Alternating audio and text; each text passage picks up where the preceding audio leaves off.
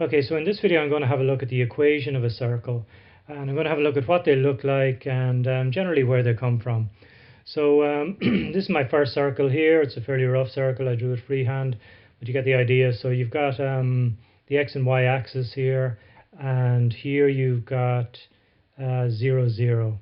So the center of this particular circle here is 0, 0. Now if you take a line going out from here, we'll draw it in green here. Let's just take a line here going out this way. This distance here from here to here is going to be the radius and this point here is going to be the point x, y.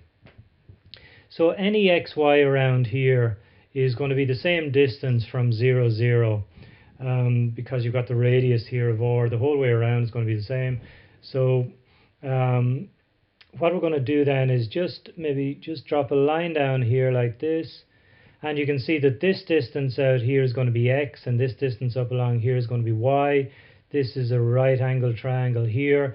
So you can see that any point on the circle here is just going to be defined by the equation x squared plus y squared is equal to r squared. That's just simply Pythagoras' theorem. You got x squared plus y squared equals r squared here.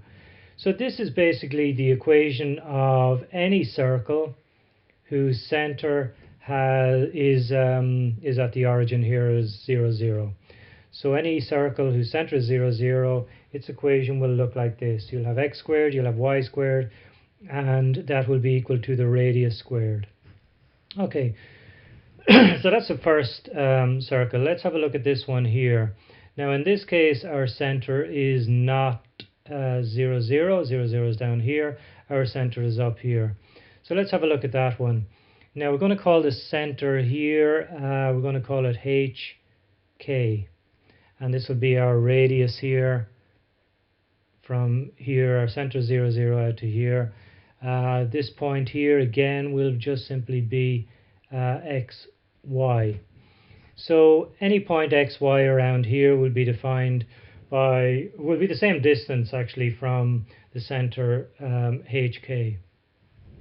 Now if we just drop down here, we'll see that that distance from here to here is going to be the distance h. That's that distance out here. And this distance in along here, this distance up along here will be k. So that distance up along there is k. Now if we look at our point xy here, x here, I'll do this in a different color again. Let's take our distance x will be from here to here. So this is our distance x. And the distance y then will be this distance up along here. So that's going to be that distance there. So if we draw another right angle triangle along here,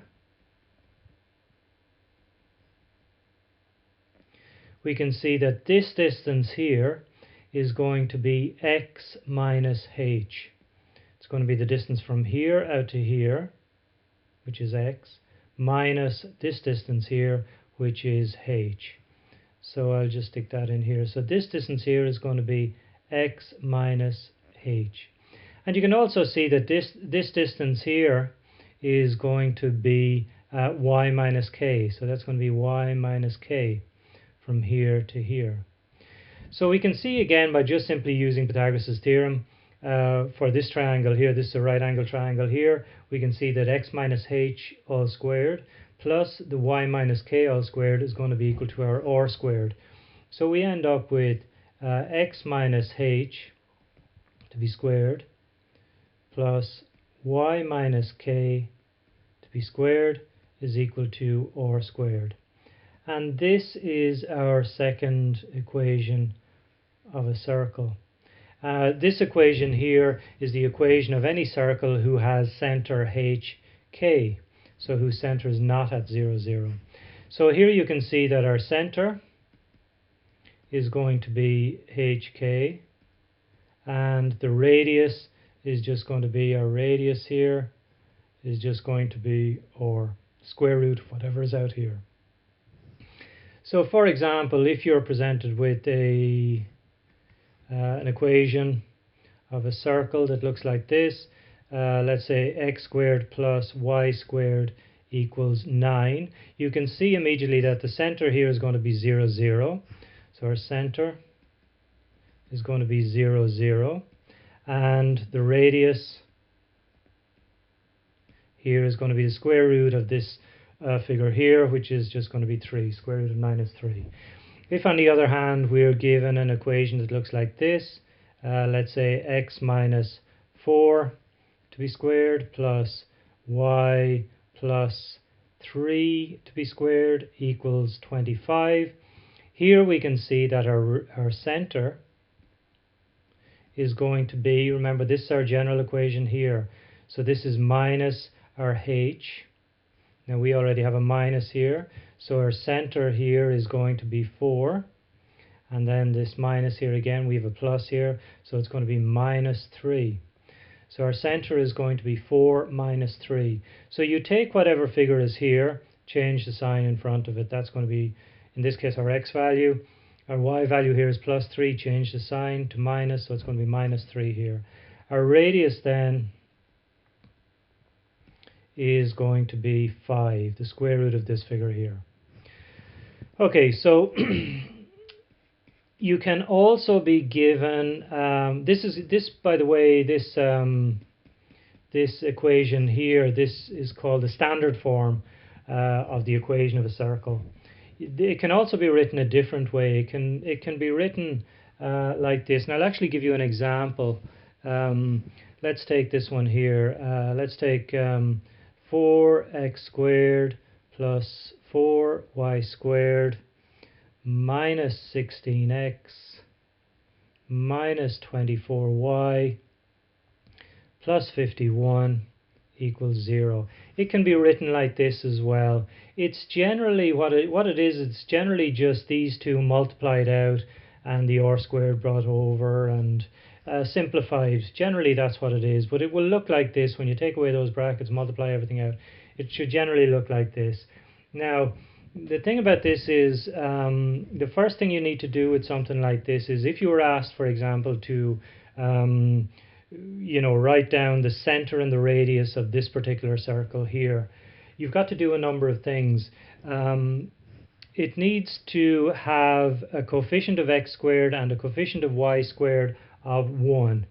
Now we have a coefficient of x squared of 4 and a coefficient of y squared of 4. So you've got to reduce that to 1 and bring it down to 1 first of all. So what we've got to do is divide across by 4 here. So divide this here by 4 and we get x squared. Divide this by 4 here, we get y squared. Divide this by 4, we get 4x. Divide this by 4, we get 6y. Divide this by 4, we just get 51 over 4. It doesn't go in evenly. Divide 0 by 4, and you get 0. So these two equations are the same. Now we have our equation of a circle. Our coefficient of x squared and y squared is now 1. So what I'm going to do is to read off the, I'll show you two ways actually of reading off the center and the radius of this particular circle. The first thing I'm going to do is I'm going to convert this back into standard form. This is a general form here, so I'm going to convert it back into this format here. Okay, so let's look at how I'm going to do that. The first thing I'm going to do is I'm going to take this part here and I'm going to bring it over here out of the way. I'm not going to need that, so for the moment anyway. Plus y squared minus 4x minus 6y equals minus 51 over 4. Okay, now I'm just going to put the x's together and the y's together. So I've got an x squared and I've got a minus 4x. I've got a y squared and I've got a minus 6y. And here I've got my minus 51 over 4.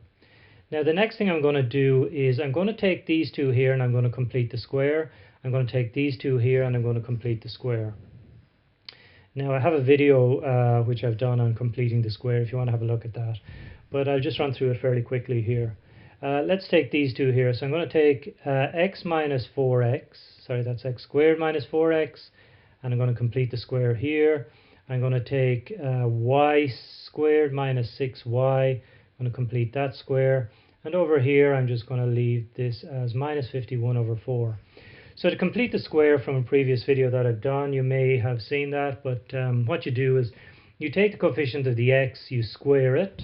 So the coefficient of the x here is 4. So I'm going to you take the coefficient of the x, you half it, and then square it. So the coefficient of the x here is minus 4. Half it, you get minus 2, square it, and you get 4. Take the coefficient of the y here in this case, which is minus 6, half it, you get minus 3, square it, you get plus 9. Now we've added a plus 4 and a plus 9 to the left hand side of this equation here, so we must do the same on the right hand side, just to keep it balanced. So I'm going to put in a plus 4 and a plus 9 here as well. I have to do the same to both sides of the equation. Okay, so now if you factorize what's in the brackets here, you end up with x plus 2 squared. If you square this out, you should get this here. It's not x plus 2, actually in this case it's actually x minus 2. X minus 2 all squared. And over here we end up with y minus 3 all squared. So if you square this out, you should end up with y squared minus 6y plus 9. On the right hand side, when you add these three together, you should end up with a quarter. Okay, so now we've converted from this general format up here, or up here actually, to standard form by completing the square. Now, so you can see here immediately that the center here is just going to be, this figure here is going to be our x, change the sign, so it's going to be 2. This figure here is going to be our y, so change the sign, 3. Our radius then is going to be the square root of a quarter, which is a half. So our radius is a half and our center is 2, 3. Now remember, this was our original equation of the circle here. So if you look at the center first of all, you can read off the center directly from this equation here by taking the coefficient of the x. So we're going to take this value here, which is minus 4, half it, you get minus 2, change the sign, you get 2. So that's what we got here. You take the coefficient of the y, half it, you get minus 3, change the sign, you get plus 3. That will give you your center. So take the coefficient of the x, half it, and change the sign. Take the coefficient of the y, half it, and change the sign. Now to find the radius then, what I'm going to do first of all is I'm just going to write down the general form of a circle, the equation of a circle. And that will generally look something like this.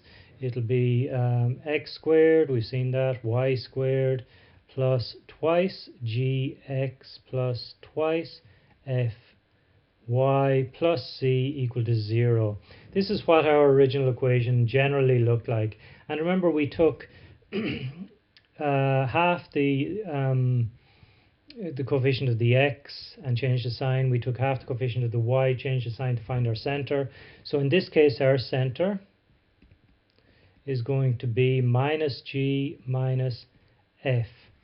So take half the coefficient of the x, change the sign, so we get minus g. Take half the coefficient of the y and change the sign. So this is the center of this here. And you'll find that the radius as well, radius of this particular format is going to be the square root of g squared plus f squared minus c. This is the formula to find the radius of a circle whose equation is in general form.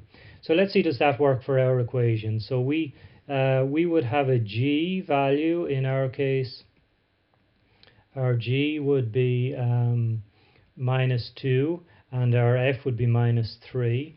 So let's just stick those into our formula here for radius and see, do we get a half? So our radius then, our radius here is going to be the square root of minus 2. If you square that then, okay, and we've got a minus 3 here, square that. and we have minus this c value here. What was our c value? Let's look at our original equation here. This was it here. This is our c value here, plus 51 over 4. Plus 51 over 4, so we want to put in minus 51 over 4. Okay, so let's just do that then. So we get the square root of g squared. Our g was minus 2. Actually, our g was plus 2 in this case, but it doesn't really matter really, because in both cases here, what we're going to do is we're going to square the g and square the f, so it's going to be positive one way or the other. So it doesn't matter really what the g and the f are, you're going to be squaring them. So 2 squared here is going to be 4, 3 squared here is going to be 9, and then we want minus 51 over 4. So let's just do that then, and we end up with 4 plus 9 minus 51 over 4. When you do that on your calculator, you get minus 1/4. Get the square root of that, you get a half. That's exactly what we got for the radius earlier. So this formula here will give you the radius when your equation of a circle is in standard, or is in general form. This is the general form here.